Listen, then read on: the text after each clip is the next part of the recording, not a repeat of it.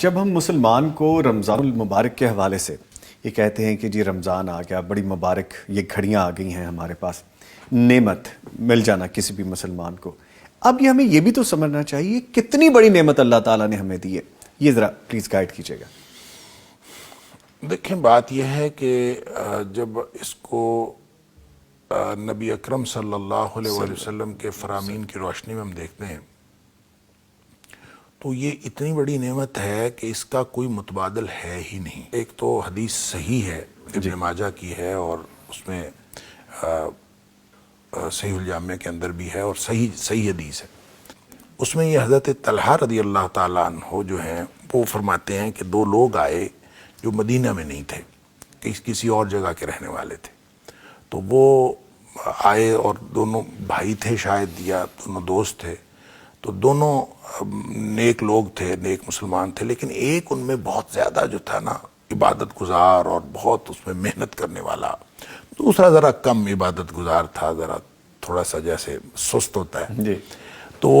وہ جو زیادہ عبادت گزار تھا وہ بالآخر کوئی جنگ، کوئی مارکا آیا، وہ شہید ہو گیا، اور کچھ دیر بعد پھر وہ جو دوسرا تھا وہ کوئی 1 سال سے زیادہ وہ زندہ رہا، تو پھر اس کے بعد جو ہے یہ اپنی جو طبی موت یہ فوت ہوا۔ جی۔ اور اس کے بعد وہ کہتے ہیں مجھے خواب میں وہ دونوں نظر آئے، میں نے خواب میں دیکھا کہ جنت کے دروازے سے آواز آ رہی ہے، فرشتہ اندر سے نام پکار رہا ہے، تو اس نے پہلے جو ہے اس شخص کا نام پکارا ہے جو بعد میں فوت ہوا تھا، جو طبی موت اپنی جو طبی موت جی۔ تو اس کو اس نے بعد میں، اور تھا بھی وہ عام عبادت گزار، اس کو پہلے بلا لیا، جی۔ اور جو شہید تھا اس کو بعد میں بلایا۔ تو پھر وہ کہتا ہے کہ اس کے بعد میں بھی کھڑا ہوا تھا، تو مجھے انہوں نے کہا کہ تو واپس چلا جائے، تیرا ابھی وقت نہیں آیا۔ تو یہ خواب میں انہوں نے دیکھا۔ جی۔ تو حضرت علی رضی اللہ تعالیٰ عنہ فرماتے ہیں کہ صبح میں صحابہ کرام کے سامنے خواب بیان کیا، سب حیران ہونے لگے کہ وہ جو بعد میں فوت ہوا ہے وہ تھا بھی ڈھیلا ڈھالا سا عبادت گزار، اور پھر بعد میں عام طبی موت مرا، اور وہ شہید ہے، تو وہ بعد میں جنت میں گیا، وہ پہلے جنت میں گیا، یہ کیسے ہوا؟ تو وہ اسی طرح تعجب کرتے ہوئے پھر نبی پاک صلی اللہ علیہ وسلم کے پاس چلے گئے، تو نبی کریم صلی اللہ علیہ وسلم نے ارشاد فرمایا کہ تم کیوں تعجب کرتے ہو؟ یہ جو بعد میں رہا ہے، اس نے کیا رمضان نہیں گزارا؟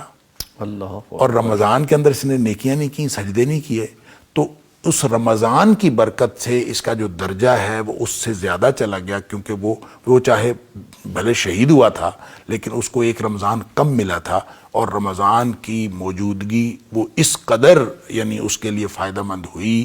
کہ وہ شہادت سے بھی بڑا اس کا رتبہ ہو گیا۔ اللہ اکبر۔ اچھا، میں یہ عرض کرنا چاہ رہا ہوں کہ اس کا مطلب یہ ہے کہ جو بھی رمضان کے اندر بیان ہوا، نبی پاک صلی اللہ علیہ وسلم نے بہت سارے اعمال کی جزا بھی بتائی ہے، روزہ دار کو افطاری کروانا، خود روزہ دار کے لیے 2 خوشیاں، پھر سحری کے اندر برکت اور مختلف قسم کی، اور پھر روزہ دار کی جو منہ کی خوشبو ہے وہ اللہ تعالیٰ کو، منہ کی جو یہ جو اسمیل ہے یہ اللہ تعالیٰ کو کستوری کی خوشبو سے زیادہ پسند ہے، مختلف چیزیں۔ لیکن ان ساری چیزوں کے باوجود سمجھ میں بات یہی آتی ہے کہ وہ جیسے نبی کریم صلی اللہ علیہ وسلم کا فرمان ہے کہ تمہیں پتہ چل جائے نا کہ پہلی صف کی کتنی اہمیت ہے اور کتنی فضیلت ہے، کہ تمہیں قرعہ اندازی کرنا پڑی کہ پہلی صف میں کون جائے گا، تو ہر شخص جو ہے پہلی صف میں جانے کی کوشش کرے۔ تو مجھے یوں ہی لگتا ہے کہ رمضان کے بارے میں جتنا کچھ بھی بتایا گیا ہے وہ شاید کم ہے، اور رمضان کی فضیلت جو ہے اس سے بھی زیادہ ہے۔